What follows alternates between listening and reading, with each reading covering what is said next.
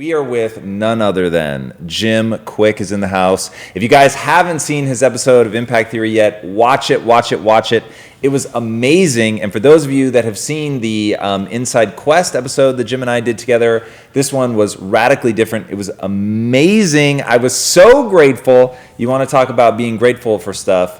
I was very sick on the day that we recorded our episode, and you came in and saved my ass and absolutely crushed it. I think I only had to ask like 2 or 3 questions. It was amazing, man. And I really am very grateful. I didn't know people knew that. Yeah. Yeah. I talked about it for sure. So, okay, cool. Really incredible, and it gave such a totally different interview than we had done the first time, which is always my thing. Like doing a second interview is actually surprisingly hard. Like the first one is easy, but then the second one you want to tread new water, and so you showed up and played to win, and I was very grateful. Well, congratulations to you and the entire team. It blows me away.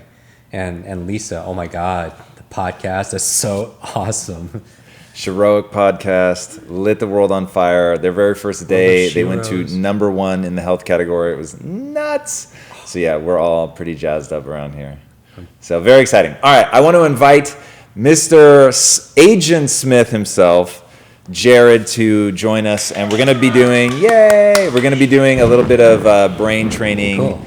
And so here we are. Let's do this. Welcome. Excited. Thank you. So for those of you that are meeting Jim for the first time, I think it needs to be said that Jim is an expert in learning, like the actual fundamental building blocks of what it takes to learn. His story is incredible, and if you want to see more about the story, we definitely cover that in the episode. So be sure to watch the full Impact Theory episode that launched last Tuesday.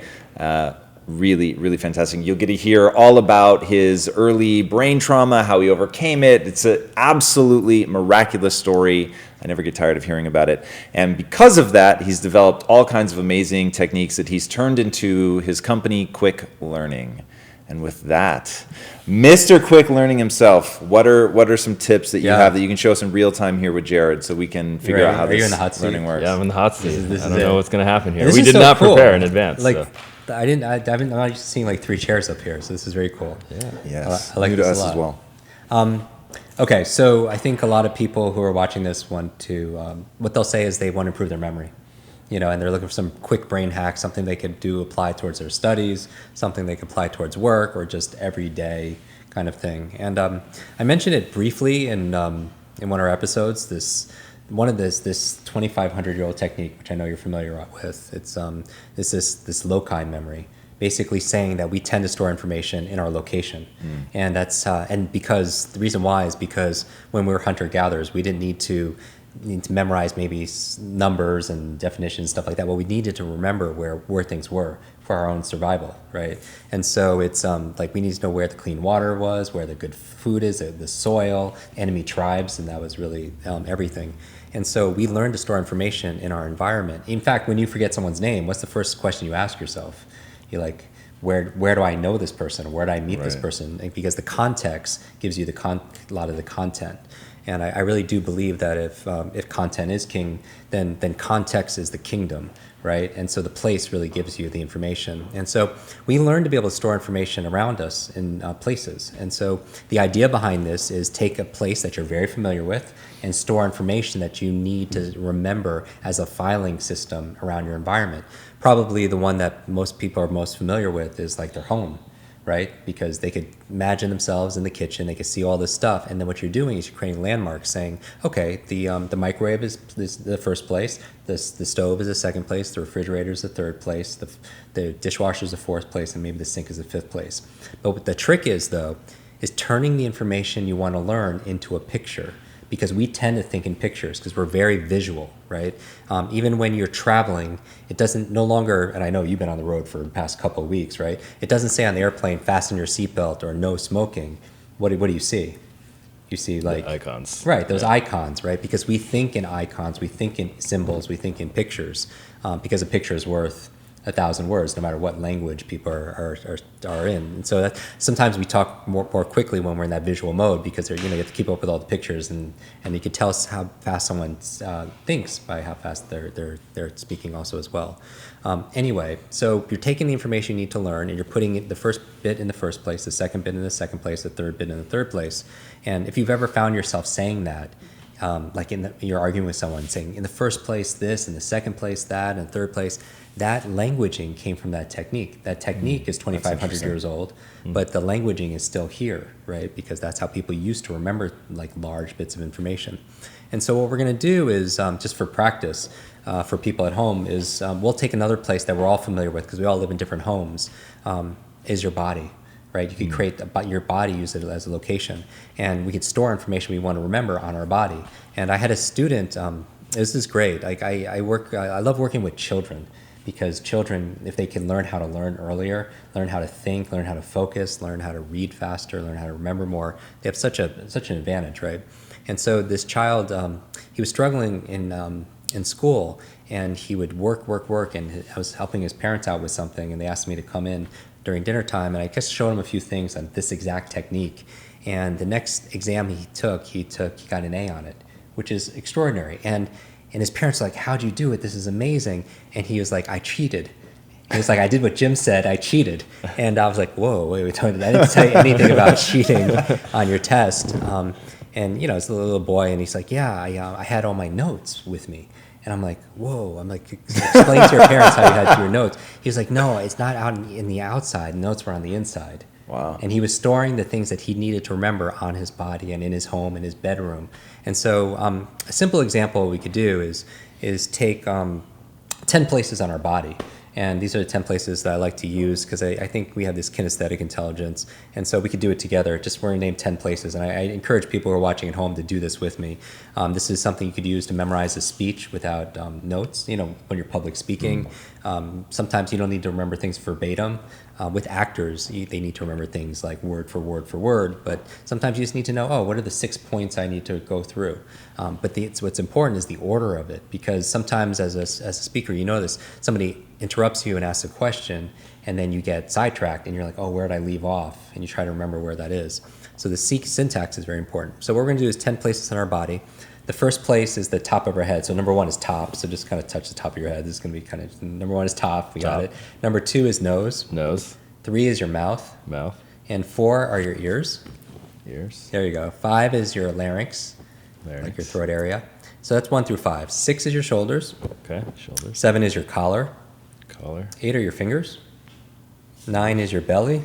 Belly. And 10 is your seat. Like your rear end. Yeah. Right? So we're going to go through it really fast. One more time. 1 is your top. Top. 2 is your nose. Nose. 3 is your mouth. Mouth. And 4 are your ears. Ears. Good. 5 is your larynx. Larynx. 6 is shoulders. Shoulders. 7 is your collar. Collar. 8 are your fingers. 9 is your belly. And then 10 is your seat. So we have 10 places on your body. So here's the trick, right? This is the brain hack. Since we tend to remember things in different locations, these become filing systems. It's just like if you were you're going to a party and there's like these hooks or these pegs outside of the living room. You hang up your coat. When you leave where your coat is, you just go to where the filing system is, right? So these are filing systems on your body. So let's say we need to memorize something very simple. Let's say we're going to do impact theory barbecue. It's going to be awesome. It's going to be a big meetup with fans and guests. And Tom calls you up, say, hey, can you stop by? The grocery store and pick up these 10 things? And maybe you're in a place where you can't write them down. Like maybe you're driving or you're in the shower. And I don't know why you would answer the phone in the shower, but he's like rattles off these 10 things. So what you're going to do with these 10 things, now most people in our traditional school system, it's rote memory, right? It's repetition. And that's how people memorize things there. There was no creativity. There was no imagination. It was just hard push it into your head. I got to get avocados and just repeat it 50 times. And do you know the difference in what's going on in the brain between a loci form and just brute force memorization? We do because, so a lot of the way we could accelerate learning, whether it's reading faster or we're like remembering something in a 20% of the time. Like we do this thing where we teach students how to memorize 10 words a day in 10 minutes a day, like literally 300 new words a month. I mean, it's pretty extraordinary. State capitals, the periodic table, in literally in almost like, it's almost not an exaggeration, seconds. And because it's possible for them, especially because the problem with rote learning is it's very left brain. Left brain is logical, it's words, it's sounds. Like even when we talked about, you and I, we talked about speed reading, like how do you read something faster when you want to read faster? And one of the big obstacles is subvocalization, which is that inner talk. And the reason why it's an obstacle to effective reading is because if you have to say all the words inside your mind, you know that voice you hear inside when you're reading to yourself? Yeah. Hopefully it's your own voice. It's not like somebody else's voice. I use Jared sometimes just because it's better. You hear like two or three voices in there. You actually hear like Agent Smith like voices. Exactly. That's awesome.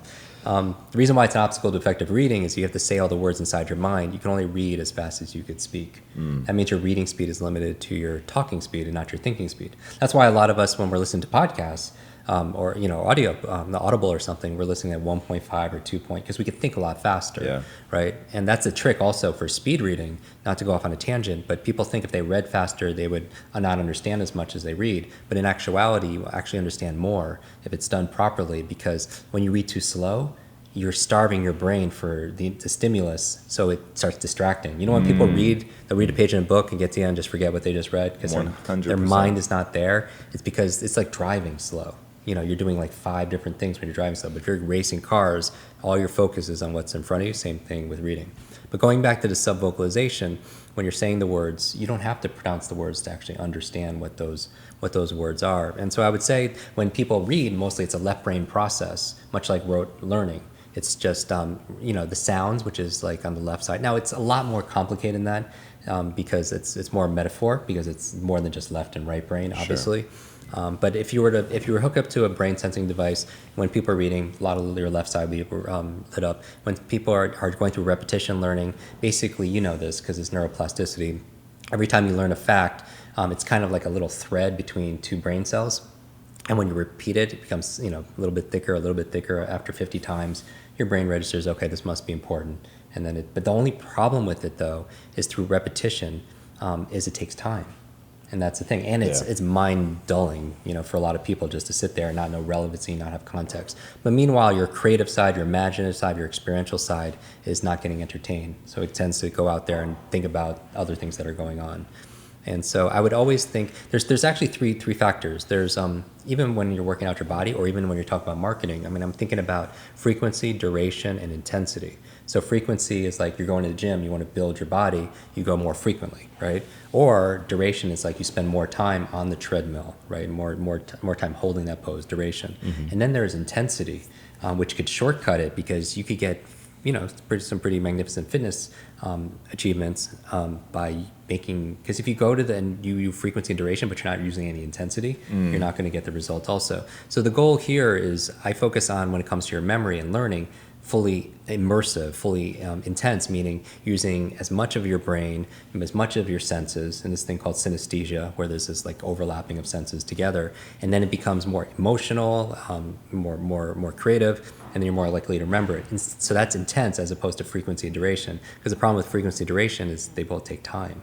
It's whether it's building your body or building a business, marketing too, right? Marketing could be frequency, see the ad a lot, right? Or duration, it could be like a really long ad or infomercial. But intensity is like something that grabs your attention and goes viral right away because it's just so intense and gets shared and all that good stuff.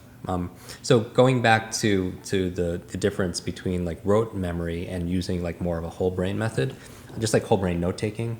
A lot of people take very left brain notes, which is outline 1, little a, Roman numeral, stuff like that. And you could have something more important on page 6 than it's on page 1. But the way it's set up, you don't really see that. As opposed to like whole brain note taking, something like mind mapping, right? Or some kind of visual mapping where you have the main idea in the center, like the center of a tree, and then the branches are coming out that show you how things are related. So all of a sudden you could have this thing called health in between, like the main trunk, and then have something like a branch coming out saying nutrition, branch coming out saying exercise, and so on. But then nutrition you could break down into what kind of nutrition. Okay, I get nutrition through, here's my diet, and another branch coming off of that branch, another branch coming off nutrition called supplements. And then all of a sudden you could go down to some, rare, like, wild salmon that leads to this, to fish, to protein, to your diet, to nutrition, back to health. And it's like embedded, together. And go to exercise, you could do the same thing. But that would be a whole brain way of taking notes, using colors and images that not only is it going to help people remember it better, but it'll help you make notes, where a lot of people, I know you're very prolific, right, with all your ideas and such. And so you could actually use this way of not only just capturing information, but making new connections that you haven't seen before. And that's more right brain. And so just like with speed reading, for example, left brain is more words and everything. But what I like to get people to is not say the words, but just really experience the words. It's kind of like, I remember seeing one of our students, he's on our online speed reading course, and he was like, Jim, I saw him on the street. He was like, Jim, I have a funny story for you. I recently reread a book that I haven't read since your course, and it was totally different the second time. I was like, what do you mean? I was like, what book was it? He was like, it was The Old Man and the Sea. And I was like, well, how is it different? I don't think Hemingway updated the book recently. He was like, the second time, though, after training, the reading, I felt like I was in the book. Wow. I could hear the ocean waves. I could feel the sand beneath my toes. He said the one thing I didn't like was the smell of the fish. But that's like a whole right brain experience or more whole brain experience than just hearing the words, right? And so everything that I'm talking about, even like going through this grocery list, right? So people are just joining us. I'm going to give a tip on how to remember facts and give a speech without notes, maybe even a grocery list. And so what we did was, it's using your creative side, and we put 10 places on our body. And for people just tuning in really fast, number 1 is your top of your head. Number 2 is your nose. Number, we're just going down the body. 3 is your mouth. 4 is your ears. 5 is your larynx, like your throat. 6 are your shoulders. 7 is your collar, 8 is your fingers, 9 is your belly, and then 10 is your seat. So we have 10 places on your body, and this is a 2,500-year-old memory technique. It's so cool. It gets me so excited when I started studying this. It's attributed to Simonides, and Simonides is a Greek orator, and he was giving a poetry reading, and after he was done, something really tragic happened. The building collapsed and killed everyone there. And he, being the sole survivor, had the responsibility of coming back and helping family members identify their loved ones. But back then, it wasn't made out of sheetrock and wood. Buildings were like stone, right? And so he was able to remember who everyone was based on where they were sitting. And you could do that too. I think everyone at home can remember last time they went out for dinner or a conference, they remember who's sitting around their table. Because again, we store information in our environment, which is really interesting. One tangent, I would just love to kind of test this on you. If you and people could do this if they're not like driving or operating heavy machinery. I know a lot of people listen to your show like when they're while operating heavy machinery, or they're on a treadmill or something like this. Put that backhoe down for a second. So if you take a deep breath and just exhale, and Agent Smith, you could do this with me. I want you to think about and everyone at home who can do this. Eyes closed? Eyes closed, ideally, because it helps you focus. Okay. Ideally, I want you to imagine somebody that you really like. Just imagine if their presence was here, just point in that direction. There's no right or wrong, but if depending on what kind of rhythm that you're in right now in terms of your brain, if you could get a sense of somebody that you care about, just point in that direction. Just any direction. There's no right or wrong. Just point in the direction of somebody that you have. Generally, if you get a sense of where they are, just point in that direction. Good. Now I want you to think about somebody. Now take another breath, and now exhale, and just think about someone you necessarily don't really like very much. Not that we hate anybody, but just like somebody that we do, Jim. We maybe don't really have positive feelings about. Get a sense of where that person is and point in that direction. Wow. Interesting. And so what I would say is like, okay, open your eyes, just breathe. Isn't it interesting that I ask you to imagine somebody that you like and you point in one direction, and then I ask you somebody who you don't like, you point in a different direction? Because this is like our coding system. We store information in our environment, and it's like a shortcut to teach us how to feel about things. Just one more time, just humor me this. Take a deep breath, exhale, and people do this at home. Point in the direction of something that's in your past. Just point in a direction. Where does the past feel like for you? When you think about past memories, point in that direction. Interesting. And now erase that. Now I want you to think about something that's going to happen in the future. It's going to happen in the future at some point. It's a memory. It's a future memory, if you will. You know it's going to happen. You're going to brush your teeth tonight, or there's a birthday party, whatever it is. Future memory, point in that direction. Interesting. So open your eyes. Isn't it interesting that you point in two separate directions? Like some people, when I ask what's in your past, they point to the left, and what's in your future, they point to the right. And I ask you or some people point behind them, like the two of you did. And I said, what's your future look like? And it's somewhere else. And that's our timeline. That's our imaginary timeline that we have. So there's this thing like this timeline therapy, where if you connected the dots between where your past is, where your future is, you could actually, when we talk about imagine your goals and vision your goals, what if you actually put those right in your timeline? You know what I mean? And when you're looking to make changes in what happened in the past, what if you actually go in the past and use, not to forget about what happened in the past, but just take the angst out of it, right? And you could kind of change your associations to that. So my point in bringing this up is we store emotions and feelings and sensations and people all around us, our memories. So it's kind of that was more of an experiential thing. So now we have our 10 places on our body, and what we're going to do is, so Simonides realized that he could remember things based on where things were. So he came up with this technique of memorizing speeches, like the 10 points to a speech, like the 10 places in his living room. And he would put all that stuff. Or when you're giving a presentation, which I know you do a lot in these keynotes, and I know you're amazing with your Q&As, by the way. The fact that you stay until every single question is answered, like that's grit. I mean, it's passion too. Like for me, I'm more of an introvert, so it's amazing. I was just blown away because I have so many people tell me recently that they saw you anyway. Wow, thank you. Big props. But if you need to give a presentation, you store the information in those 10 places, and those are your key points for your speech. So let's say you get a call saying, okay, we're going to have an impact theory meetup, and everyone's going to get together. Please pick up these 10 things at the grocery store. Now what you're going to do, instead of writing down or putting in your phone, we talked about digital dementia and how we're outsourcing our smarts to our devices, our memory, and we're losing that potential to memorize things ourselves.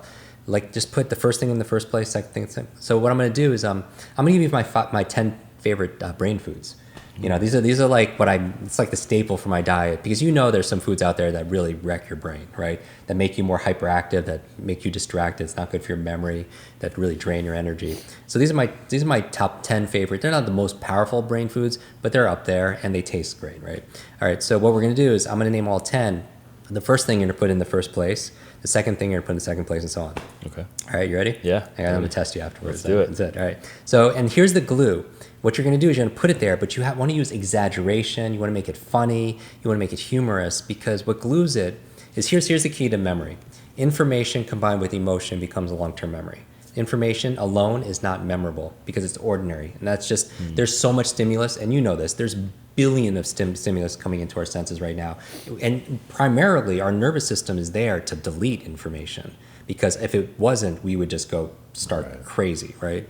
And so the goal is, like, there's all this stimulus out there, and so where do we focus on? What we're going to focus on is we're going to make it extraordinary. And so what makes it extraordinary for me is emotion. Okay. So you want to make it humorous, you make it violent or whatever, but the thing is, what do I see and what do I feel?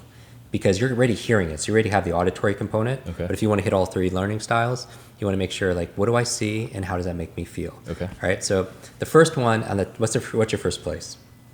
Top. The top. Yep. And I want you to imagine avocados. Avocados. Right? So avocados on the top of your head. All right. So what are you doing? Just like pretend you're like 8 years old. I would just imagine that my head is a giant avocado. There you go. Yeah. Perfect. Top of the head, avocado. Or maybe somebody's coming. Maybe Tom's making some like guacamole on your head. Right? Yeah. Whatever. So like whatever. And that, like, what would an 8-year-old do? And now all of a sudden it's more memorable as opposed to just repeating. Okay, avocados. All right. The second place. What's the second place on your body? It's your nose. And I want you to remember blueberries, right? Blueberries good for the brain. Blueberries. I call them brain berries. So I just want you to imagine blueberries coming out of your nose, right? You're sneezing, blueberries everywhere. It's really gross. The blueberries stuck in your nose. There you go. That's what I think and about. here's the thing. That's the goal for things to be unforgettable. Because if that ever happened, would you ever forget that? No. Would you have to repeat it 100 times to memorize it? No. It happens once. If someone actually made guacamole in your head, you'd be remember that 50 years from now. You'd be telling your grandchildren all about that, right? Okay. And so that's what's about. Make it intense. But that's the difference between frequency, frequency, duration, and intensity, right? You don't have to study 5 hours, for it to be there. The third place is what? Mouth. Your mouth. I want you to imagine broccoli. Broccoli. Let me use some broccoli in your teeth. But here's the thing: if you make it too ordinary, you're not going to remember it because we forget the ordinary. Yep. Right? We remember the extraordinary. So how do you make it? See, that's the thing with memory. It's a representation. It's a representation inside your mind. So you can make it however you want, right? Yep. And so broccoli. Broccoli is just, there's just a giant bowl of broccoli in my mouth. That's all I can think about. Yeah. And you can taste it too, Yeah, right? I know how broccoli tastes. It's not the best, but The fourth place is what? ears. Is your ears. Is the fourth place on your body. And I want you to remember coconut oil. Coconut This has oil. been in the news a little bit. Okay. This would be a little controversial. But Coconut coconut oil coming out of your ears. Coming out of my ears. I don't know, coconut Yeah. something. Or maybe you're cleaning your ears with Coconut oil spewing out of my ears like in streams. Taste it, That's what I smell it. It's remember. kind of crazy, right? Yeah. Okay, the fifth place is your what? It's your larynx, right? And the fifth place, I want you to remember eggs. So just eggs. Okay. Eggs good. If that happens to be someone's diet, the eggs can be good for you, for your brain. Yeah. Eggs. What's What the do you movie imagine? where he eats all the eggs? Was it Cool Hand Luke? Is Oh, that it? really? Yeah. Yeah, he Oh, eats all cool, the eggs. cool. So that's what I'm gonna. So like an think egg stuck there. Yeah, like, yeah. Perfect. So by the way, now like let's just test this to see. We're halfway there. This is 5. Okay. What was the first place? So avocado. Avocado. Guacamole What's the on my second head. place? Second place is blueberries in my nose. You're really good. Yeah. 3 is what? That's gonna be broccoli in my And then mouth. what's 4? Coconut oil. Very coming out of cool. my And number ears. 5? That's gonna be the eggs. Very in my nice. We're nose. halfway there. Yeah. So 6 is your what? Shoulders. Your shoulders. Yep. And I want you just to imagine green leafy vegetables. Green Kale, leafy vegetables. spinach. Okay. I'm Whatever. thinking about the Jolly Green Giant for some reason. Okay, Just there you because go. isn't he in like a vegetable He is. shroud? He is. So that's what So I'm he's like thinking. hanging out on your shoulders. Yeah. You have like a good one, like a saint A one, and like the devil vegetable one. Shroud. I think that's what he's Only in. you I would think- describe it like that. It's 100% accurate, by the way. Yes, But nobody else's vegetable shroud. That's right. That's right. It's good. There's green leafy vegetables. Green leafy vegetables. Okay, Okay. perfect. 7th place is what? It's your The collarbone. collar. And I want you to remember salmon, Okay. right? Certain fish is really That's good for easy your brain. because the collar of a fish is like their neck, There you essentially, go. right? And Now, it's really now, tasty. Here's the thing: don't make sure you don't make it too logical. So what do you see? What can you see? Because that's what you're going to remember. So 'Cause wearing lots just of things a have a necklace of salmon collars. Oh, nice. Yeah. So it'd be salmon. Also good are the small fish like sardines and all that stuff because you have your fish oils and everything. Yeah. All right, so that's 7. 8 is your what? Fingers. Your fingers. Superfood that I've started incorporating in my diet is turmeric. Oh. Turmeric because same reason I do some cold therapy and stuff like that to lower inflammation. So turmeric. You know What that- do you do? Like, I don't know what turmeric is, what it looks like, tastes Yeah. like nothing. Okay, So, like, how would I? Really simple. You go to a grocery store and they actually sell turmeric powder, so it's a seasoning. Okay. And so it's like this golden, yellow, orange. Makes What's your everything advice, yellow. though? Like, do you suggest to use a mnemonic? Like, let's say I was Yeah. hearing the word turmeric for the first time. Yeah. So now I have to remember 2 things. One, that it's my fingers. Actually, 3. It's position 8. Right. It's my fingers. Good. memory. It's called turmeric. yeah. Which Perfect. is turmeric, right? And then I have to remember that it's like a seasoning. So how Right. do I? Yeah. Hold all of that. Let's unpack that. So if somebody's watching this and they don't know what turmeric is, right? And so we learn best. Everyone's a little bit different. I know you're very auditory, right? Because you like to have discussions and you like to listen to things. Everyone is different. For more than most people are more visual because if they see it, they tend to remember it a little bit better. Also, it's only because the way your brain is more space is being taken up by the visual cortex and such. There's a Chinese proverb that goes, "What I hear, I forget. What I see, I remember. What I do, I understand." Like it's like people with names. That's really good, by the way. Yeah. It's like with like names and faces, right? People always remember the face. They don't remember the name, right? You go to someone and say, "Hey, I remember your face, but I Right. forgot your Yeah, name." yeah. You So never true. go to someone and say the opposite. You never go to someone, Hey, Timmy, I don't recognize your face at all. but I remember your name, Timmy. though, totally. Yeah. So I never thought about that. I mean, think about it. It's like, so the Chinese proverb is like, what I hear, I forget. What I see, I remember. What I do, I understand. What I hear, I forget. I heard the name, I forgot the name. What I see, I remember. I saw the face, I remember the face. And what I do, going back to practice, because I feel like people don't really understand something unless they could do it, right? It's like intellectually they might get it, but now if they're not doing it, I don't feel like they really understand it. So for example here, my goal with something like turmeric. Now your auditory memory your true memory will know it because it could remember so much information. You just need a prompt to help remind you a lot of the times. And a lot of stuff we teach with Kwik learning is like a shortcut to overcome what I call the 6-second syndrome. It's like somebody gives you their name. You better do something with that name because you have 6 seconds. Because what happens after 6 seconds? it's like gone in the ether of the universe, right? You break the handshake and it just falls right to the ground and you can't remember it. So you want something to capture in your working memory. And so lots of times what I'll ask people to do, because we've had this conversation before about observation skills and attention, taken like with like President Clinton and all that being powerfully present, is putting your attention to the person's name and trying to take that thing and turn it into a picture. Right? Because if you could turn it into a picture, you're more likely to remember because we think in pictures. We dream in pictures, right? I don't think anybody has dreams and sees like closed caption on the bottom, like scrolling down and stuff like in words, right? But we think in pictures, we dream in pictures and images, and the kind of video screen. So I would say one of the things that I would ask people to do, just because they already heard it through auditory, is I would ask them to picture it. And it's like playing Pictionary. Like, you remember that game? You ever play Pick This Picture where you have like a whiteboard or something like that, and you have to get people to say, okay, this is like movie, it has this many words, like breakfast at Tiffany's, and you would actually draw like breakfast, eggs and bacon and stuff like that, like Tiffany's, like a little blue Tiffany's jewelry box and stuff like that, and people would know. But if you don't know what something is, you would draw like a little ear, because ear means what? Sounds like, right? So if you don't know what turmeric is, then you're right. You would come up. One of those methods would be coming up with a word or a picture that sounds like it. And people inherently do this because when people forget people's names, right? And what do? Sometimes they go through the alphabet. Does it start with an A? Does it start with a B? Does it start with C? And nobody's ever learned that. Everybody organically comes up with the idea because D, David. Like it reminds you because that little thing. Because your true memory, it's stored there. You just need to retrieve it out. But there's 3 parts to your memory. There's 3 stages. It encodes, it stores, and then retrieval. A lot of times it's in there, but you can't get it out because the way you encoded it. And if you can encode it with more senses, right, imagination, you see it, feel it, taste it, then it's going to store a lot better. So when you need to pull it out, you have more connections to it. All right, really fast, I'm going to interrupt you.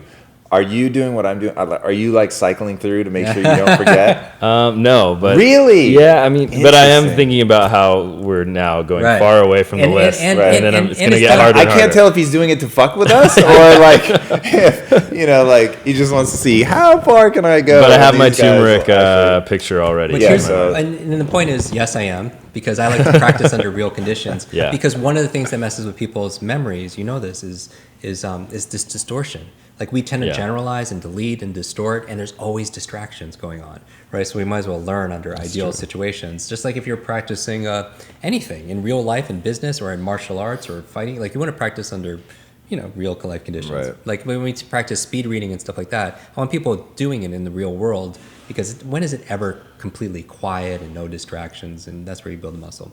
So turmeric, right?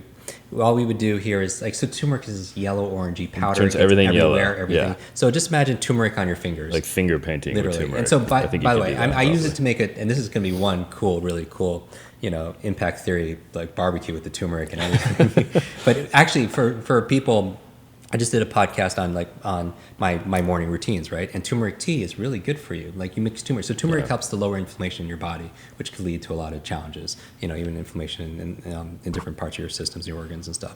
But turmeric, and then put a little pepper in there because it helps you absorb it, and it's just delicious. You can put some almond milk, great. They called it like a golden milk. Turmeric all over your fingers, right? And finally, 9 and 10. The ninth place is what? Belly. Your belly. And I want you to remember walnuts. Just imagine walnuts walnuts coming out of your belly button. Yeah. Right? Okay. Like the reason why intensity works is you don't have to repeat it. You could just see it once or feel it and you're like done. Yeah. Right. And so walnuts, and notice how walnuts look like the brain. There's this thing like the signature of foods, like literally the sign of nature. And so like, when you cut into a carrot and you see like, the side of it, you see the inside, you see it looks like an eye. Because it looks like the organ that it's serving, right? Same thing with walnuts, because it looks like the brain. Avocado is good for like female reproductive. All this, there's this whole thing, right? It's kind of interesting how food kind of look like what the place is helping. So imagine walnuts coming out of your belly buttons. Okay. And finally, the 10th place is your what? Seat. Your seat, and dark chocolate. I don't even want to know what image you're picturing and stuff. But that makes that easy. Yeah. Okay. Dark chocolate. Could be sugar-free, whatever. but it's good for you. It's good for your brain, right? Okay. Just endorphins, puts you in a good mood, which is great also as well. Yep. So that's the 10. So now check this out. We haven't even gone through it. I distracted you because I went on this whole tangent for 15 You minutes. put a lot talking of about distractions stuff. in there. Yes. Yeah. So, but now you're at the grocery store. Okay. Right, and we have this impact theory meetup. Are you doing meetups? Yeah, we just Yeah. did one in Shut up. London, sub And London, here. and we did one here in LA, Yeah. which sadly I wasn't here for. But That's awesome. So now you have the 10 things you need to buy for the party. All right, I And don't wanna so blow now it. you're at the grocery store. Now as you're walking down the aisles, you're just looking up and down your body saying, what do I need to buy? Because, have you ever gone to the grocery store or gone to the store, you had one thing to buy, Yeah. and you literally went to the mall for one thing, or the bookstore for one thing. Tartar sauce. And you come back with like a bag full of stuff or 2 bags of stuff with everything but Yep. the one thing that you need to buy, right? So now, and some people write it on a list and they forget their list, or it's on their phone dies or whatever. So now you don't need your grocery list in triplicates, right? You Yeah. have it with you. What's the first thing you need to buy? Avocados. Avocados. Top of my head. Yeah. Yep. And I want people it'd be cool if people could post like their answers down on the chat and stuff like that. That's a good People are idea. watching. yeah, I want to see if they remember. I'm trying to in my head silently see if I can get it to before you say it. The second is what? The second is my nose, and those are going to be blueberries. Blueberries. Those are our blueberries or brain Stuck in the berries. nose. Number 3 is what else do you need to buy? The mouth, and Right. I need to get broccoli. Broccoli. Very Yep. good. Yep. Next. Fourth is the ears, and that's going to be coconut oil. Dude, Agent Smith's like crushing this. Number 5 is what? The larynx, and that's eggs. Eggs. Very Yeah. good. 6? 6 is that shoulders? Yeah. Okay, so leafy greens. Yeah, your Jolly green, Green Giant. leafy green. Perfect. Number Yeah, 7? 7 is going to be the collar. That's salmon. Salmon. You got it. 8? 8 is turmeric. Turmeric on your Fingertips. fingers. 9 is. 9 is walnuts on the Yeah. belly, and then chocolate on the Dude, seat. let's just give him a hand. That's just like That was awesome. good. That was good. Respect. Now That it was takes cool. so much more time to explain it, right? Than actually to do it. Because then actually, when you did it, it just takes like a couple of seconds, right? But it's kind of nice also because your memory gets better because you're also training your focus. 'Cause How you're often do you use this in real life? Yeah, That's okay, what I want to know. No kidding, daily. Really? Daily. What's something you did And today? so then? here's the thing. So and do you use those 10 things always? Okay, so this is great because I love rolling up my sleeves and doing getting into the micro of this. So I have, to answer your question, I have multiple lists. And this is just something. This is just Based on one. different physical things. So So, this one's is- the body, one's the kitchen. Yeah, that and kind this of is stuff. also I use it when it's practical, right? I mean, I'm still not. I mean, I don't want to memorize people see me memorize like numbers and forwards and pi, all that stuff. And they use the same methods. It's just different. It's tweaked towards whatever the outcome is. But I use it to the degree for 2 things. I use it for convenience because it's there, right? But number 2, I do it also for training. Because I also feel like you do things for 2 reasons. I think mental intelligence is good to be able to know stuff and know facts and figures and foreign languages and formulas and all that stuff. But I'm even more interested in, besides mental intelligence, and intelligence you can define in many different ways, but just say a lot of stuff, right? You're in Jeopardy, you're crushing it. But equal to mental intelligence is mental fitness. You know what I mean? Like I just want a youthful mind.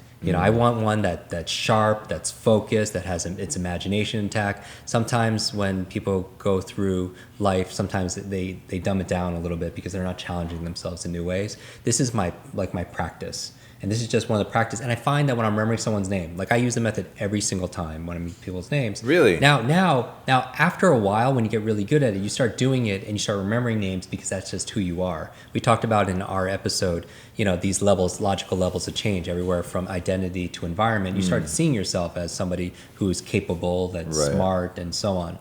But even when I need to remember 50 people's names at an event, I'll actually use the same method that we teach, in these kind of conversations that we're having, because it focuses my attention. It gets me present with somebody, gets me focused on the Have you information. read Moonwalking with Einstein? I do. Okay, I so did. so for anybody watching, the book is about a guy who starts cold and decides to become a memory champion, and actually does, and he learns all these techniques using mnemonic devices, the crazy, intense imagery like we just did with blueberries flying out of our nose, etc. And I wonder, do you so in that they'll assign numbers, it's always 13 is always a clown, Right? And it got me thinking when you said how many digits of pi have you memorized? Well, I mean, I train a lot more people on how to do this kind of stuff because a lot of people who so I was there. I was invited to go to to many times to go to these championships, right? Right. And to judge and that kind of stuff. And I was actually with Josh that day when he won. What's his full name, Josh? What? Josh Foer. So Josh Foer wrote this book, and he was basically a journalist, and he was so interested in this that he learned the stuff, came back a year later and won. Exactly what you said. pretty incredible. And so he and I have a picture of us having lunch the day he did a morning session competition. We had lunch together, just the two of us, and then he won it that afternoon. It Wow. was one day in New York City, really, really great. But they all use some kind of these methods, 100% of them.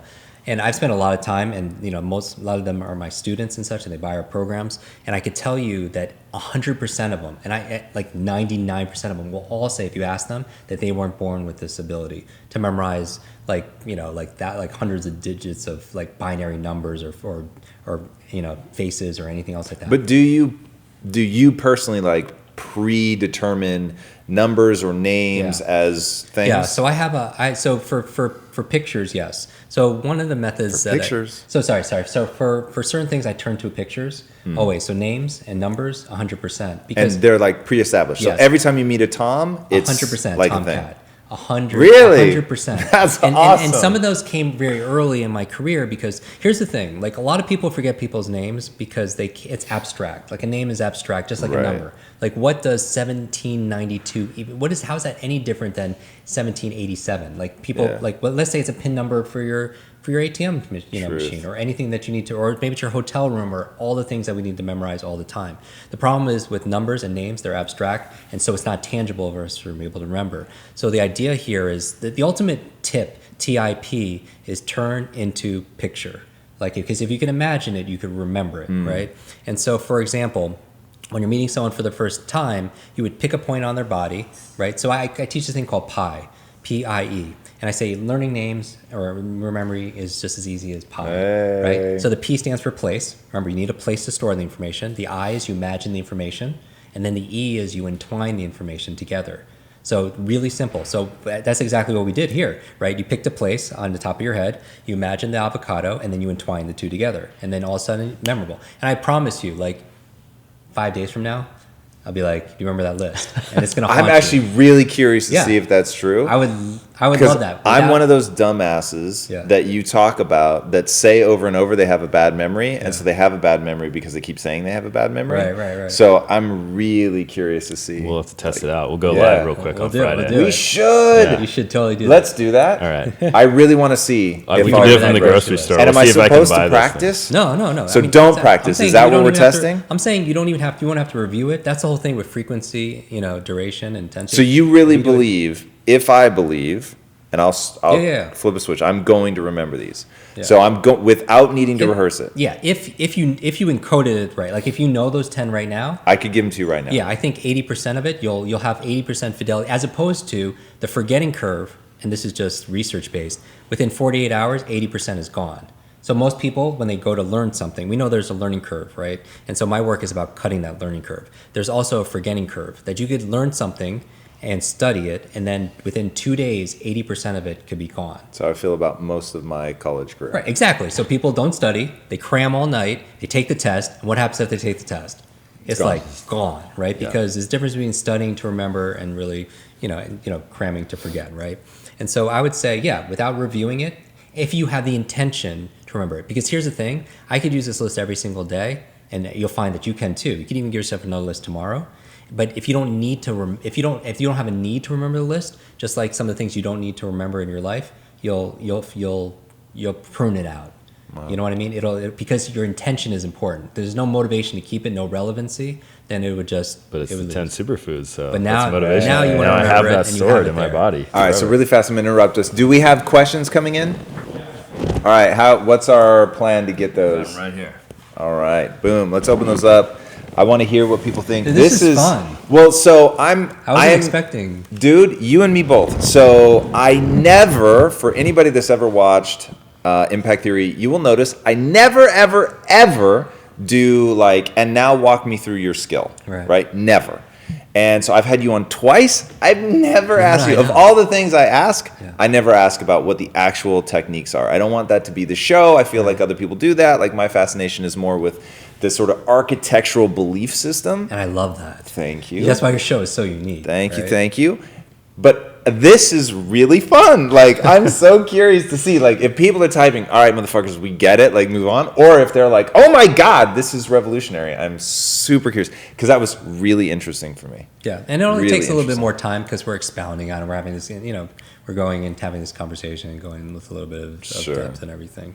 Well, here's a question from Robbie D'Angelo. He says, how do you maintain a balance between learning the new versus retaining the old? Yeah, That's fair. that is a fair question. And so I would love... Especially if you're using locations. Like, at some Yeah. point, you sort of run out of well, locations. And so here's the thing. Like, the goal with these techniques, even as they were developed, it was more to be able to shortcut this loss. Because you can't have long-term memory if you don't at least have short-term memory, right?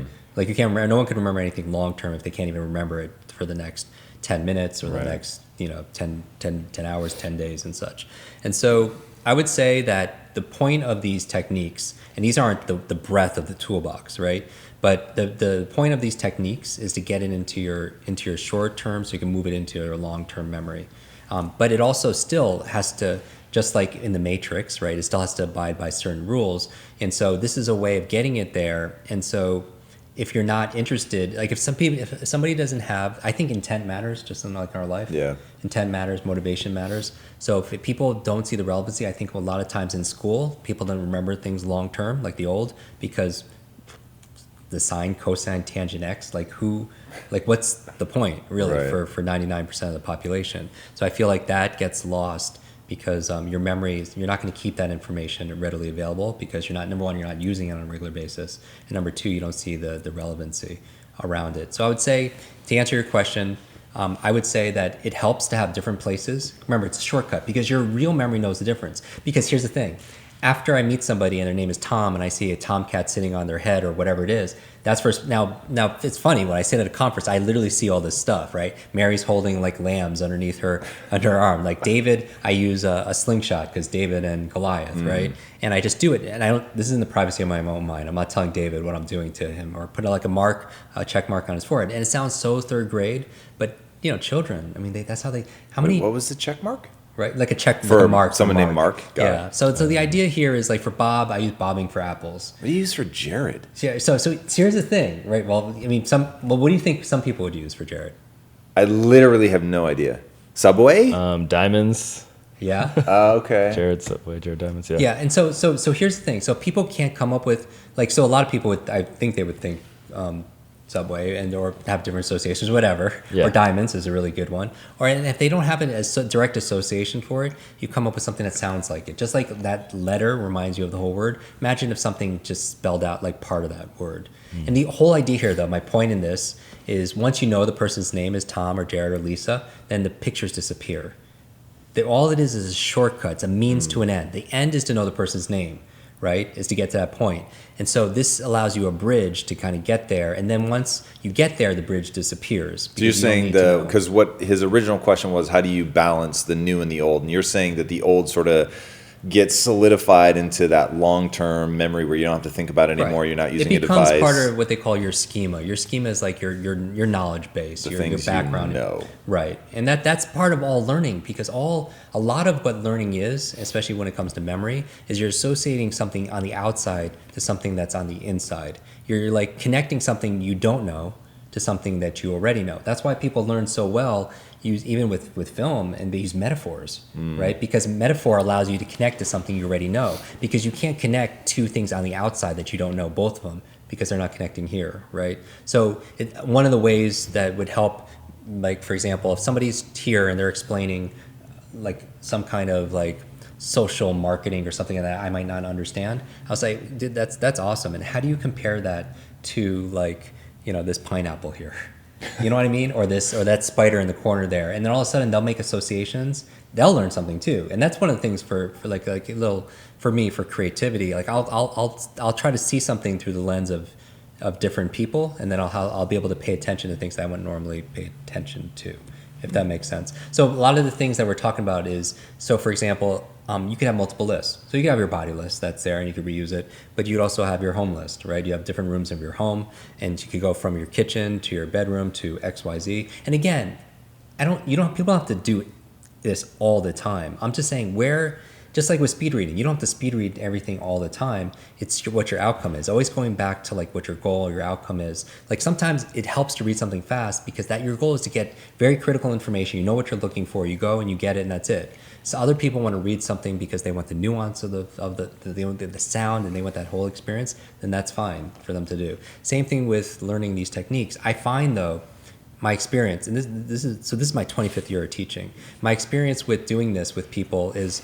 by doing this, it exercises their focus, their level of attention, as opposed to where most of our attention is being pulled apart everywhere, right? When you're learning something for the first time, it helps to be able to focus, take the name, turn into a picture. Because at the very least, what I'm doing when I see the tomcat and I see the person, I'm paying attention to the name, I'm paying attention to the person, which is that alone, that awareness alone is going to help me. Even if I don't remember the picture, it just forces my attention. It creates a focal point for me. Like I really think focus is the big thing that people want. Like people ask, yeah, motivation is important and create all that stuff, but focus on the different areas of your life, everything. It's kind of, the metaphor I use is like, it's a sunny day out, right?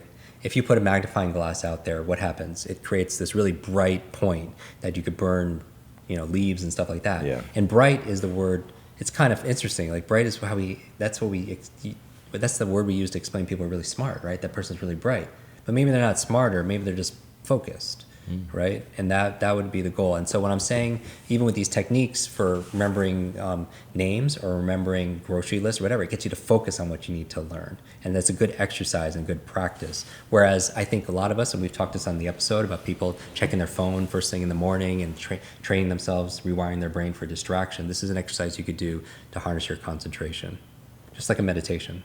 Well, here's a real world need from Steve Kane in the comments. He says, I'm currently training for a new job and have tons to memorize. How could I apply this to my training when it's not in a list format? Yeah. So I would say this to Steve. I would say so for example, I would still come up with location. So location is what helps a lot of people store information anywhere. So it's the most, I would say, out of everything that is out there in terms of memory training, that has the least fixed cost. Like, so for example, I have pictures for numbers also, and decks of cards and all that stuff. And it's just, and the great thing about I don't know what things, decks of cards are. I mean, different 52 cards in a deck and stuff. Like there's pictures. Decks of cards. Like when Got you're it. memorizing like decks of cards.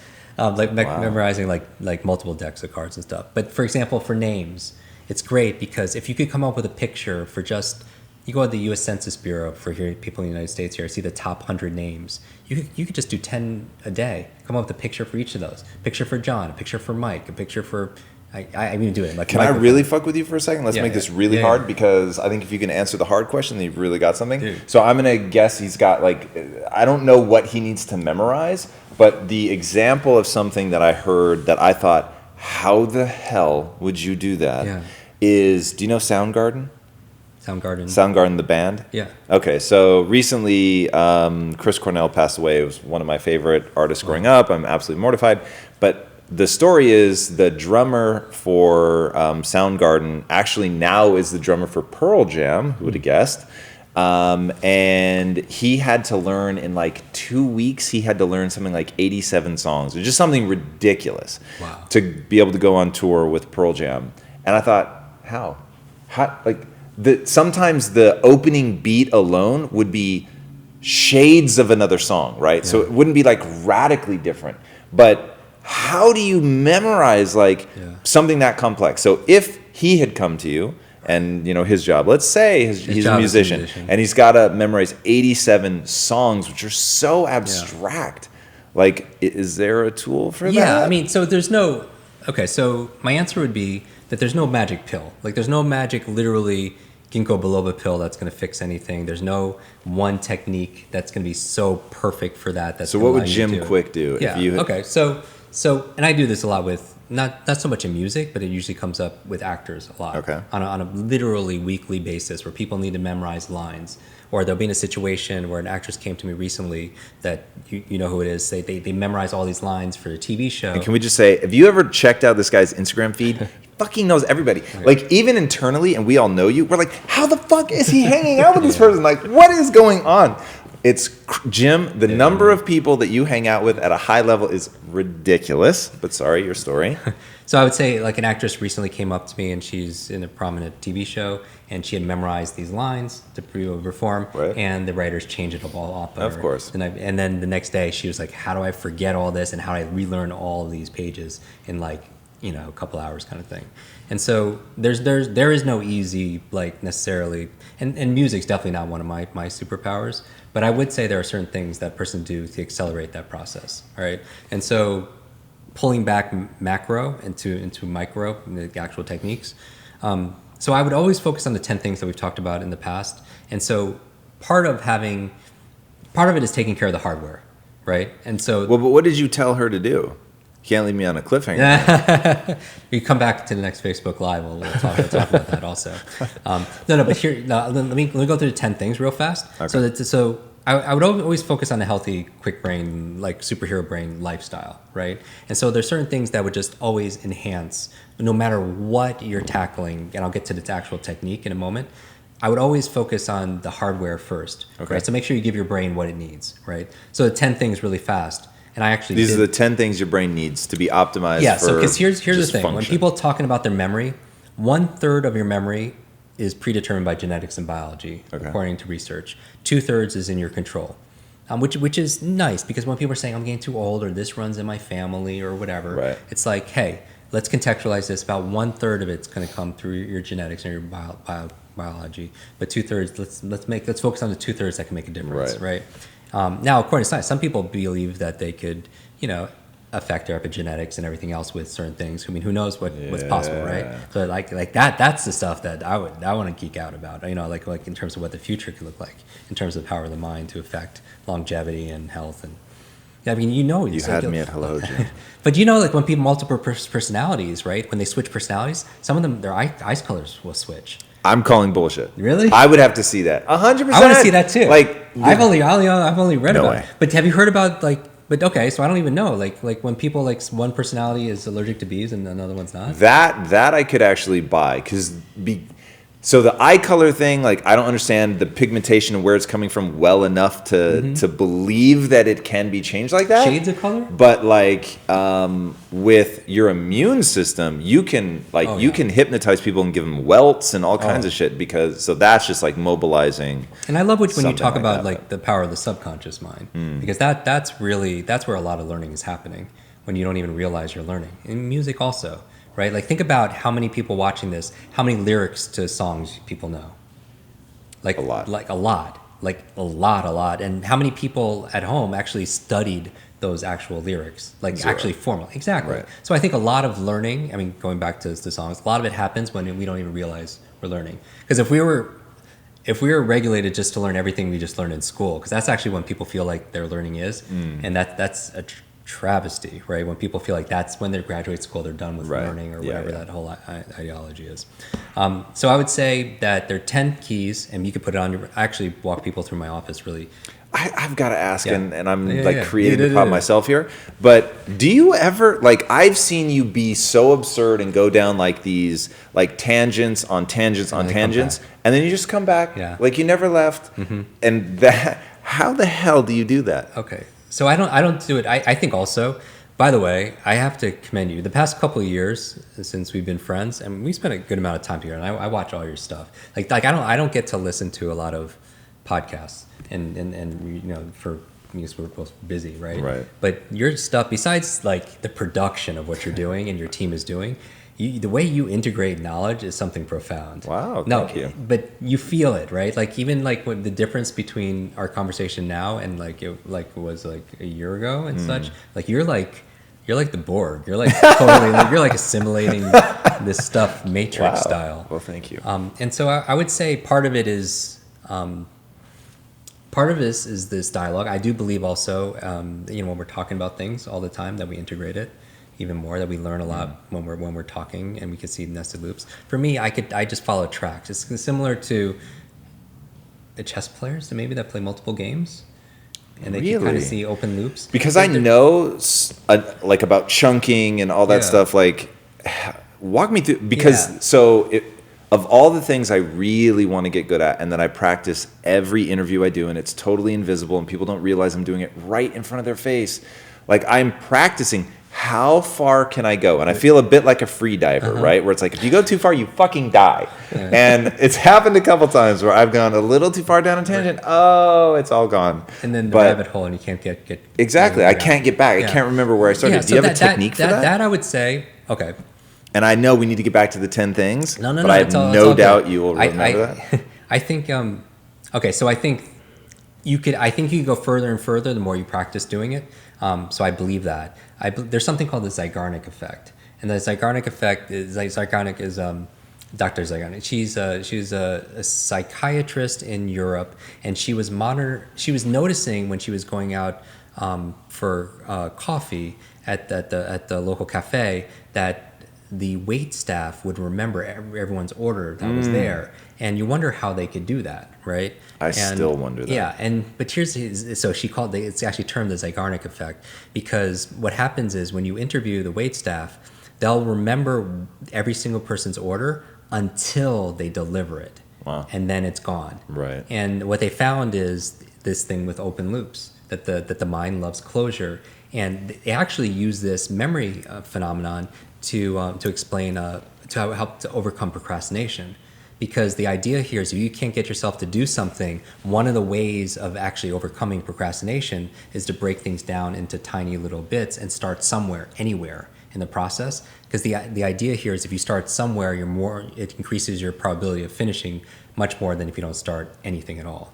Because your mind needs that kind of closure. It's equivalent. Sometimes I'll take a coin and I'll be like, which hand is it in?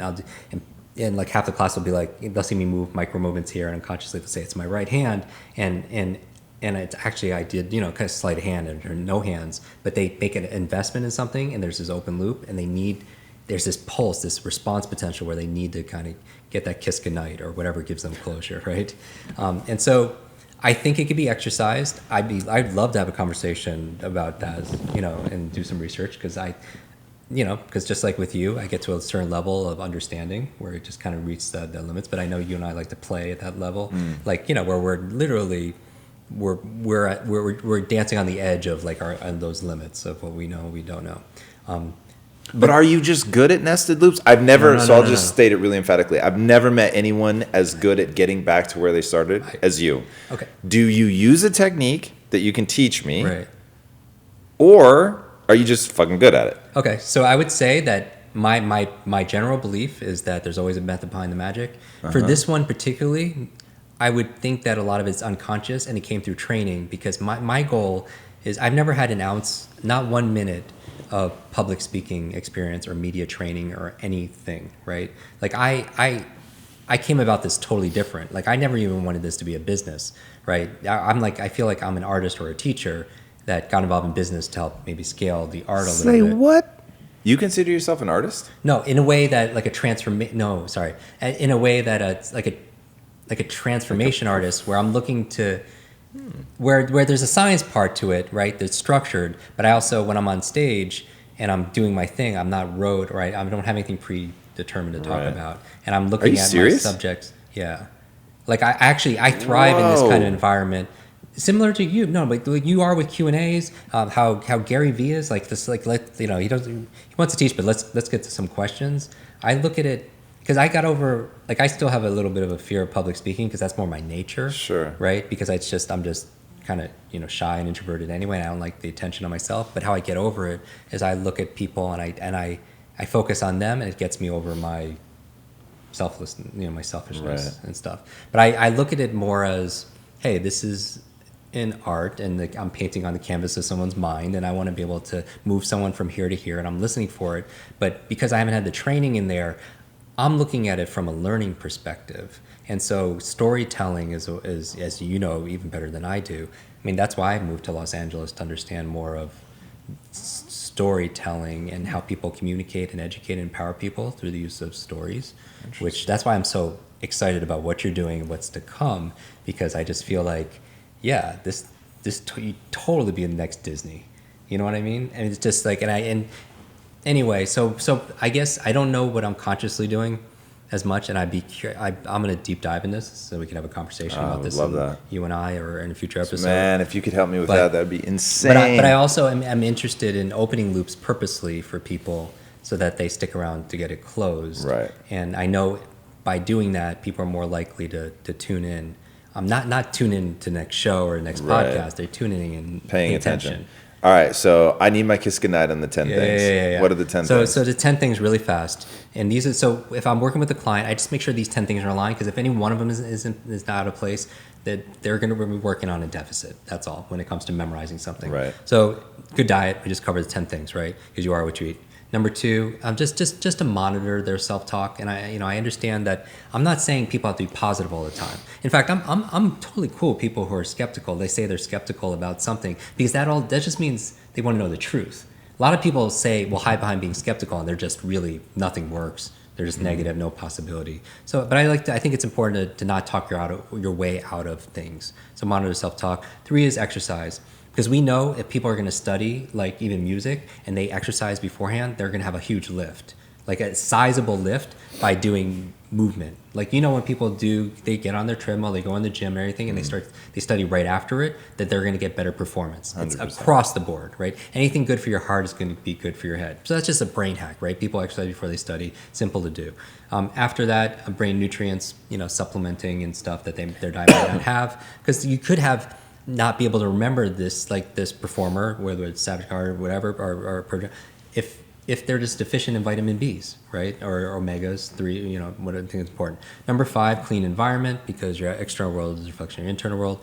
Clean, like tidy? Like 6 is so 5 I would actually backtrack. 5 I would say is positive peer group. So I think that who you spend time with, I love our relationship off camera, right? And just because it's exactly as it is on camera. Like we literally could be at a a burger place. Just Shake Shack. This is exactly what we're like at we Shake could just be Shack, doing by the Facebook way. Live, and we'd be having the Right. same exact conversation.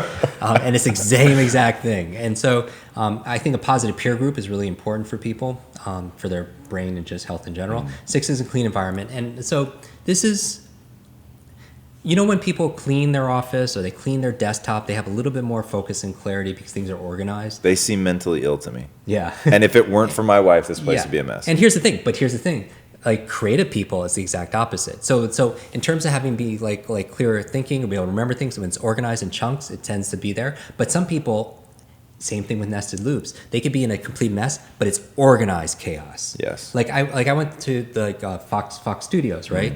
And I was looking at where they make all the sounds, because they have this whole room with all this random stuff. Because whenever they have a movie and somebody's running in the grass, they need to be able to duplicate those sounds. Yeah, Foley and they have stage. everything. And yes, They're exactly. crazy. They look like junkyards. Exactly. But they know where every single thing is because it's organized in a way. Like if you move something, they would know exactly where it is. But for me, that doesn't have a trained eye or experience. Like I just this place is a freaking mess. Yeah. But here's the caveat though. So it'd help with thinking, clarity of thought, because your external world, and so on. But for creatives actually flourish with lots of stimulus in their environment. So it'd be almost the exact opposite, because if they, like Einstein's was definitely not clean, definitely not super organized, but he had a lot of stimulus around, which fostered, his creativity and stuff like that. That's number 6, is monitor your environment. Maybe it's conducive to whatever your outcome is. 7 is sleep. And that's that's a big personal issue for a lot of people. And so I'd maximize your sleep, because it doesn't matter if you cram. If you're not getting sleep, you're not consolidating, you're not learning, and everything else. 8 is brain protection. Because I've had a lot of head trauma, so protect your brain. 9 is new learnings, always growing, and then stress management, which is a big deal because we tend to overlook stress management because we tend to be busy and we wear the badge of honor that we're busy because we're important, that we design our whole life to be busy. And you wonder why, because we're reinforcing being busy. But I also feel like we're under an immense amount of stress from whatever the stress is, emotional, financial, whatever. And I feel like that's inhibiting a lot of people's memories, and they don't even realize it because they're living, because fish don't realize the water's there and everything else like that. That being said, I just did a podcast on this, on study hacks. And for anyone learning anything, it doesn't matter what it is, I'll tell you what people are doing right and what they're doing wrong. First of all, if they're looking to do a lot of, whether it's memorizing lines or music or anything, like I'm not an expert at the content, but I'm an expert at that process, right? That meta level. And I'm saying a lot of people make the mistake. First of all, they study for too long a period of time without taking a break. And I'm just saying going right into like hacks is that the problem with that is when you're studying for long periods of time, we know that after 25, 30 minutes, people's attentions take a dive, right? Because a lot of people can't sustain it. There's this time management technique called the Pomodoro technique, right? Where you set an alarm for 25, 30 minutes or whatever, and then that's your focus time and you're studying it. And then after that, 2, 3, 4, 5-minute break, stretch, hydrate, breathe, whatever you need to do, and then you go back to whatever you need to do. The other reason why that's powerful also is because not only there's memory phenomenon called primacy and recency, where it says you'll tend to remember primacy is prime first, right? You tend to remember stuff in the beginning. Recency says you tend to remember stuff at the end. Meaning, if you go to a party and you meet 30 strangers, you probably remember the first people you met when you got to the party and the last people you meet. Unless there's things that spike it up, like things are unique and different, outstanding, or emotional, or self-serving, then it'll spike up. But the problem is that let's say you're studying for 5 hours. Primacy says you remember stuff at the beginning, recency at the end, and then there's this like dive here, and you lose all that information. So the reason why you take breaks every 30, 45 minutes or every hour is because by doing that, you create more beginnings and ends, right? And so it allows you to pick up a whole chunk of information that we normally would lose.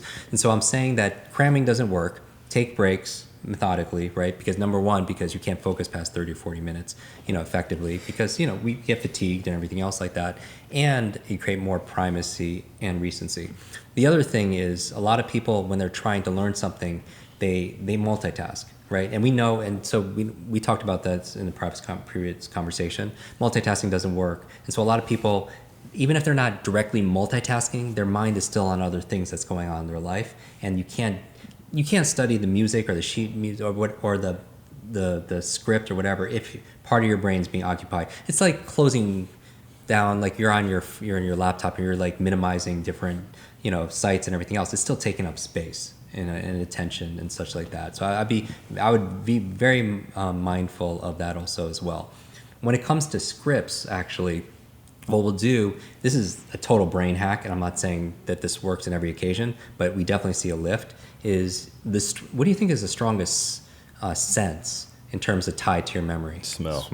Yeah. Right? And so this. So there's certain brain hacks that will say that when you're studying anything, whether it's music or words or anything for your meetings or anything that people need to at home, is to introduce a new scent there, because when you introduce that scent and actually need to recall it, have that same scent. Because there are all these studies where the environment unconsciously gets linked to the information.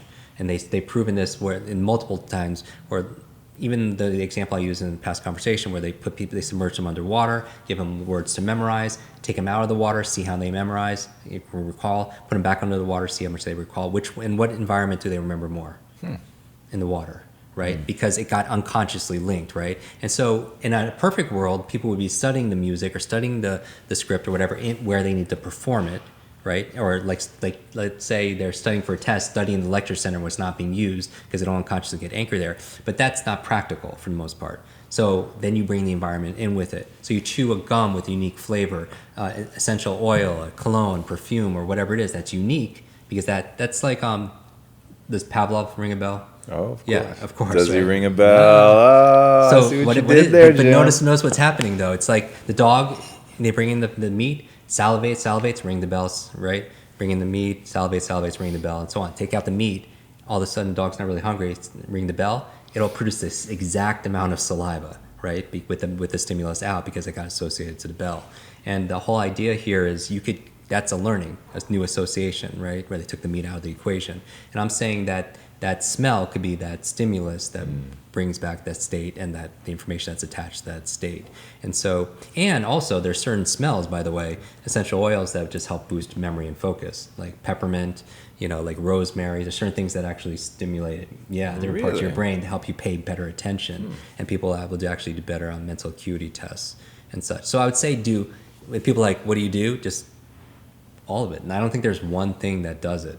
And I know we could spend another hour on this. We have a lot of questions in the comments here, Right, so I want to get to a few more. Yeah. This Speed one's round. This one's for Speed Tom round. and Right. Jim from Sarah at the Singer Academy.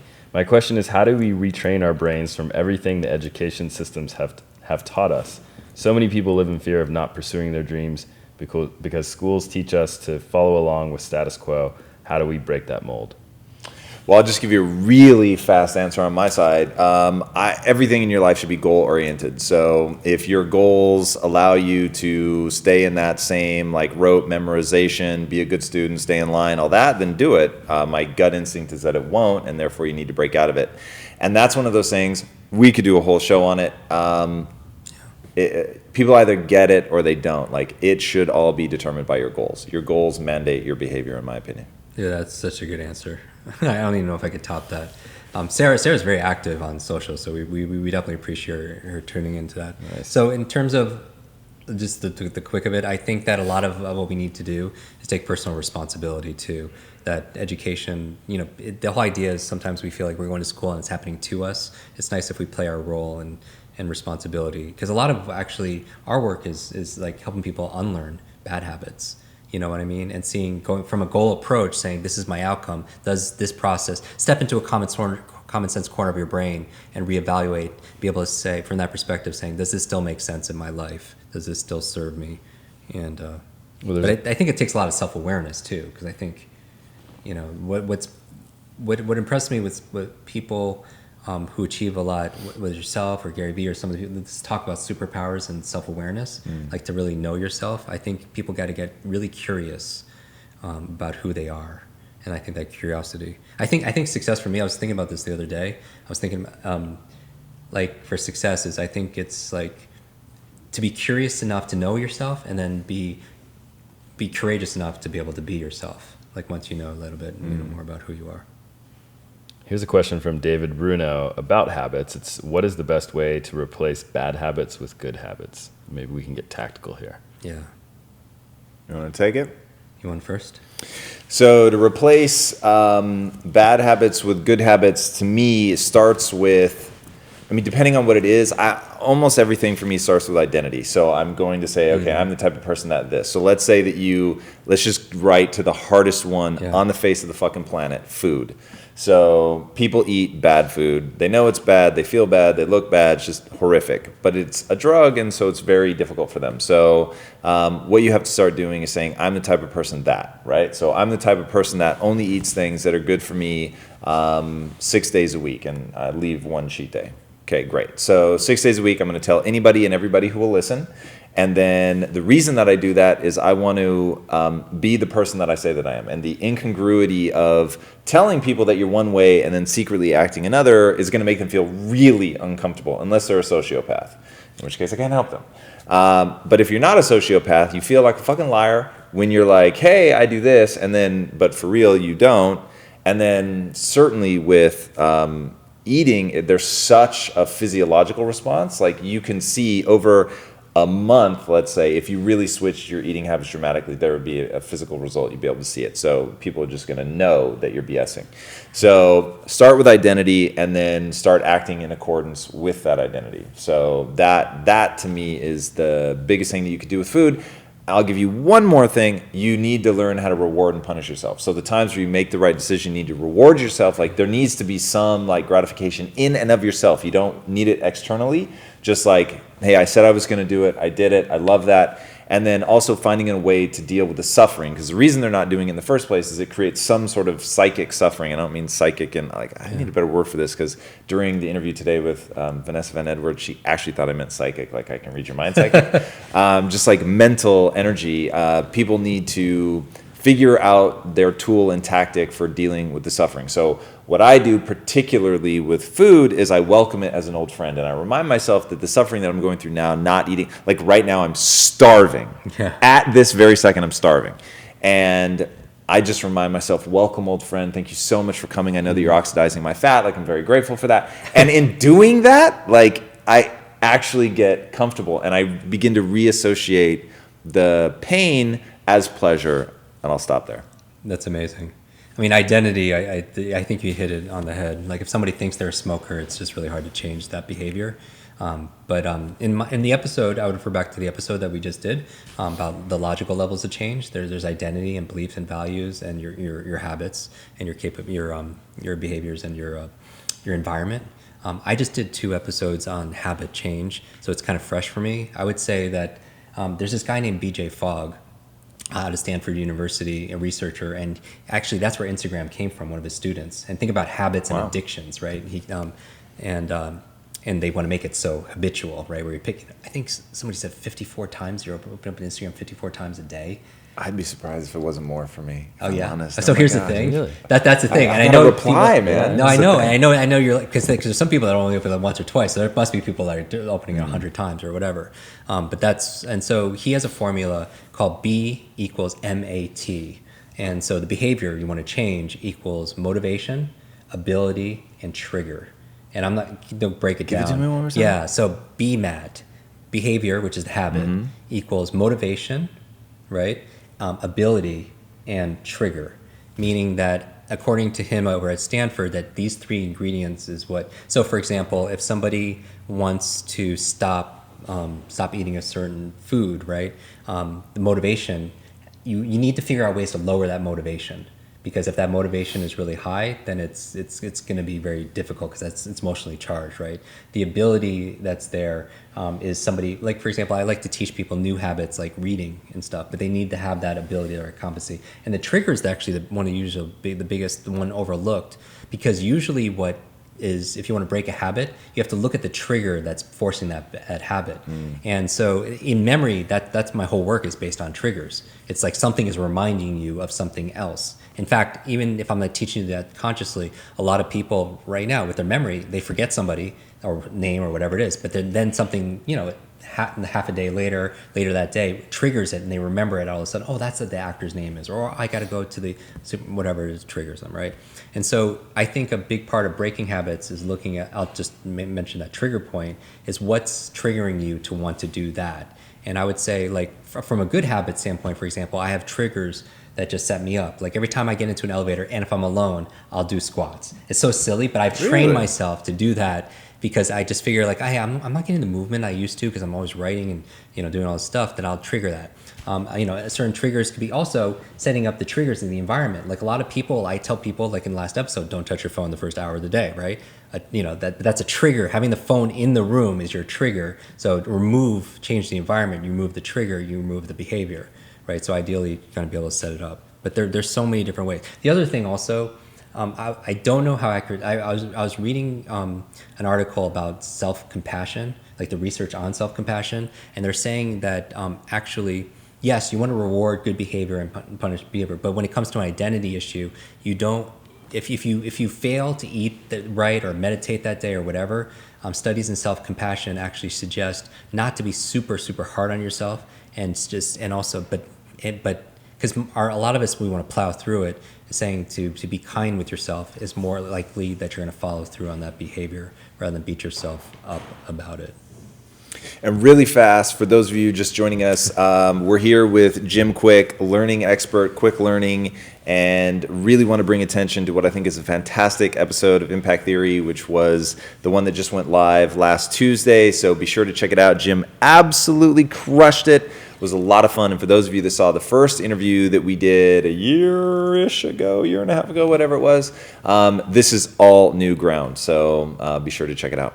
All right, questions. We have a comment from Kate Carpenter. She says, amazing. My 10-year-old son who struggles with learning just did the list that we were doing earlier. That's awesome. He was so excited that he was able to remember the 10 items. He's actually excited to try to learn other things using this method. Dude, that's Thank you gnarly. for this. Awesome. I'll definitely look into Jim and his methods to help my kids with school. That awesome, is Kate. so cool. Kate. I love that. Cool. That is amazing. I live for stuff like that. Lisa and I were just talking about this on our trip. Like, when you get a comment where somebody was legitimately impacted by what you're putting out into the world, that is so rad. Dude. So I love that that's the title of your show. Thank you. Make an impact. What else is it? What else is it for? Exactly. Cool. All right, here's a quick question. What books do you recommend? Well, it's easy for me. I don't know that the question's aimed at me, though. So why don't you give us some learning, books on learning and memory? And Yeah, I'll pretty much just list all the people that have been on your show the past, this season so far. I think we were talking about getting into focus and everything else. I think Flow. I think Stealing Fire is a great book. Did you read like Stephen I Collar's book? did. Yeah. So course. Stephen Collar and Jamie Wheel, I think that's a personal favorite.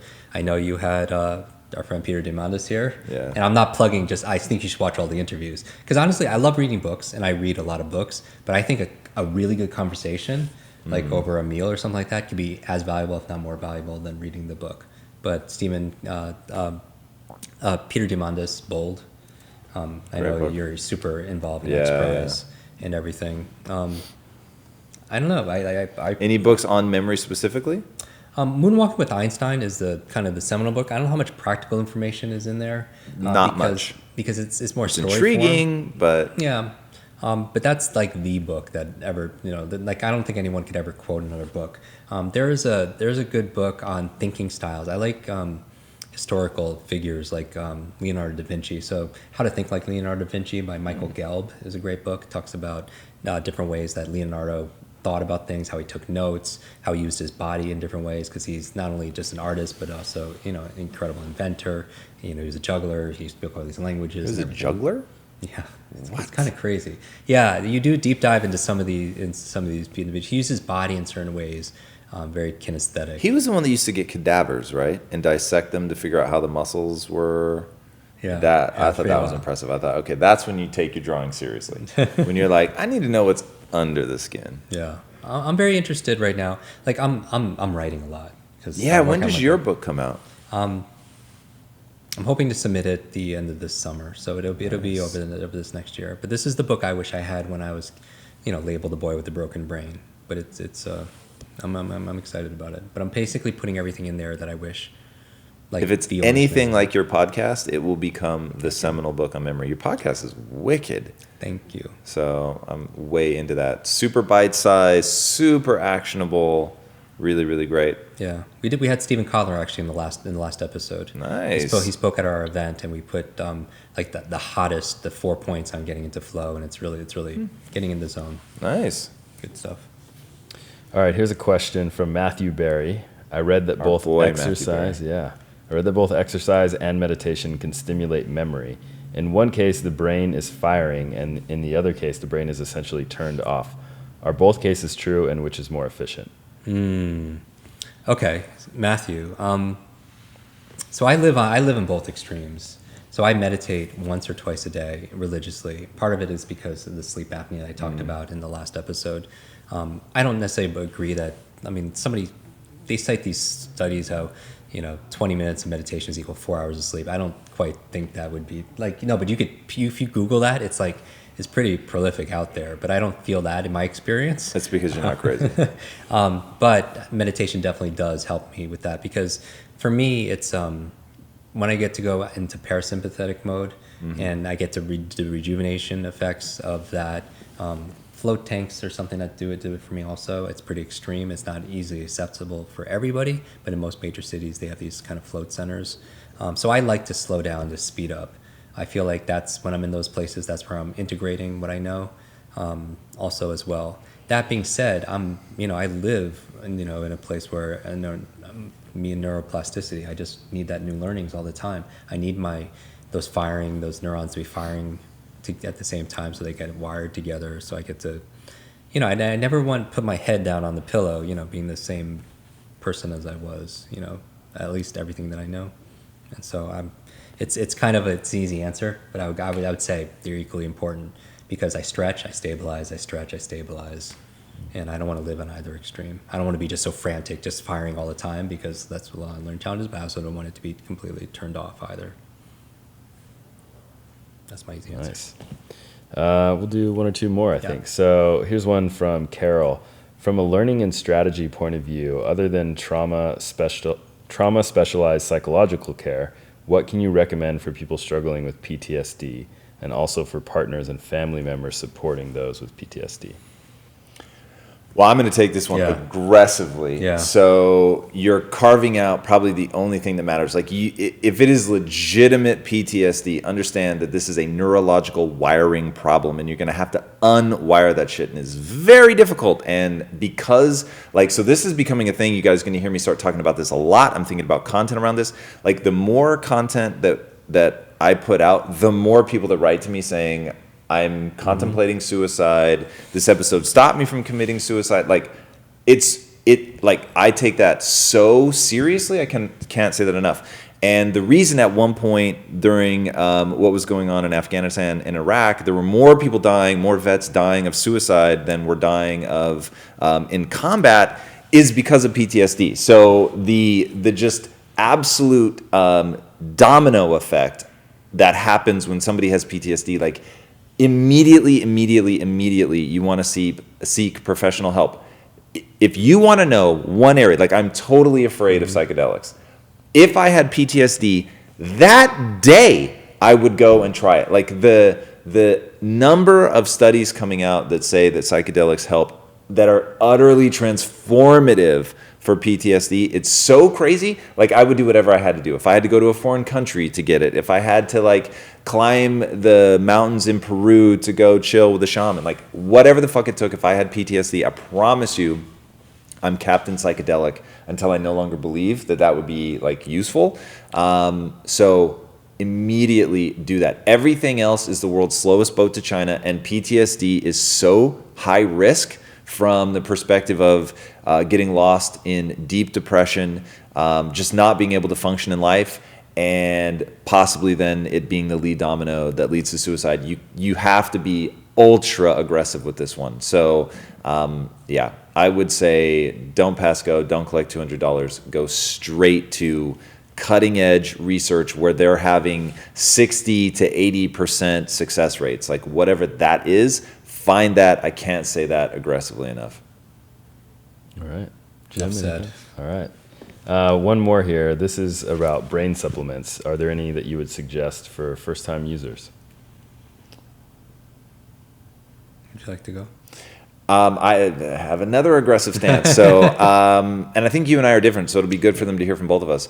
I don't supplement, and I don't think supplements are necessary. I think supplements are what happens when you're not eating the right diet or exercising or getting your hands dirty or whatever. So I've made every mistake you can ever make, both from a diet perspective, from like I'm going hard in the microbiome to learn about that now. And because for those of you that have heard, my wife struggles with the microbiome in a way that it is almost unimaginable for somebody who hasn't gone through it. So my life was on hold for an entire year because we couldn't even go out to eat. She had, you're going to think I'm kidding, roughly 4 flecks of pepper. Okay, so think about it. You shake pepper in your hand. Imagine there are 4 little flecks. Maybe there was 6.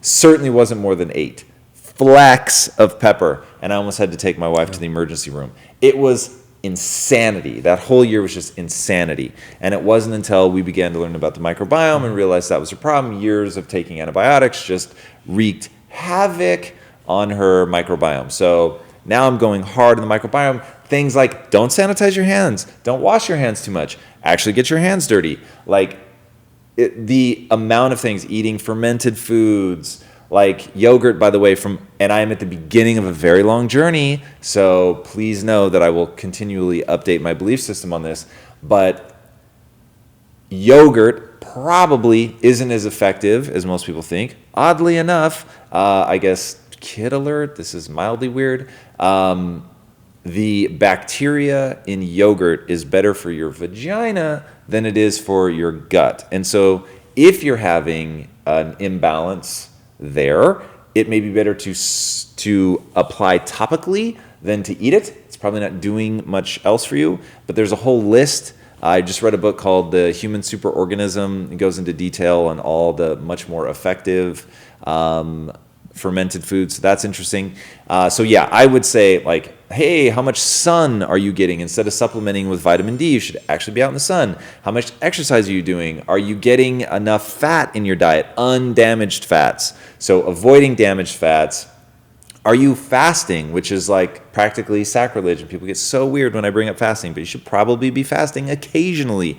So there are all these things, like your diet should be cyclical. You shouldn't be eating the same thing all the time, which I'm horrible at because it's so easy. But yeah, that is a huge topic. The moral of it is I don't fuck with supplements. So I've never actually talked publicly about nootropics or anything. So that's not something that I've, at this point of where I'm at, feel Because you do them educated like a about them. fiend, but you don't want to talk about them, or what? No, I don't. I don't actually supplement for that way. I mean, I would always rather go food based. So that's why I don't have any podcast episodes on nootropics. People must hit you like up every And day. I You have could make clock- so much I money have- if that you would've just been- said, "I don't care about people anymore." I'm gonna lie. Every and just- day I get product. Every single day do I get samples Oh for my all this God, product. yeah. And because it'd be nice to do a memory demonstration and be like, yes, let's take this pill. I don't think there's a magic pill. I think that there's processes that we have to do the work for. I give you mad respect right now because there is so much money in nootropics. Yeah. You're like the poster child for this. You could get 2% of like 10 different companies right now. So I think Jim Kwik endorsed. So I haven't publicly ever talked about this stuff, so that's just my stance right now. Wow. And I know we all evolve and everything. I'm not saying there's not things that help people's focus and their retention on stuff, pharmaceutical and otherwise. I rather get it from food always. I take blood tests and I want to know like what like food sensitivities I have, because I think a lot of challenges could be coming from like our diet in certain ways for me. And again, I'm not an expert. I'm not a nutritionist, so I don't. That's why I'm hesitant to weigh in on this kind of stuff. But I want to know the nutrient density, what I'm lacking, and I always want to be able to get it through food. I agree also, and also food sensitivity, right? Like the green, yellow, red kind of the foods to stay away from, the foods that I could eat healthfully, because God forbid you're feeding, your kids foods that might be not good for them, that are the best ever. I do second the microbiome. Like I'm really big about the gut being the second brain and taking care of that, because you have the second most concentration of nerve cells, like in terms of neurons and stuff like that in that area. And when people like take care of your gut, because without that, you don't have anything. And so I would weigh in on that. Cool. Word. I think that's All right. it. Yeah. Q&A. All right, guys, thank you so much for joining us. This was way more. I knew this was going to be fun. I didn't know I was going to enjoy it this much. So this was awesome. Special episode with Jim Kwik. If you haven't already watched his Impact Theory episode, go check that out. It is amazing, and he goes through a lot of really cool stuff that I have not heard him talk about a lot other places. It was awesome. He was truly in a flow state. So be sure to check out that episode. And if you're not already, by the way, subscribe to his podcast, Kwik Brain. It's awesome. It's short, it's punchy, it is really useful information that you'll be able to take away and apply immediately to your life. And I will just say this, of all the people that I've interviewed, I'm going to say you're off camera the person I've gotten the closest to, so I can just vouch for the fact he's a good dude. So check him out, subscribe. I'm supposed to be talking to this camera. Hey! Don't ask me how I got convinced that was the one, since this is always the one. Hi. And I will work on my memory, since that would have been good. So yeah, guys, I hope you enjoyed this as much as I did. If you haven't already, be sure to subscribe. And until next time, my friends, be legendary. Take care.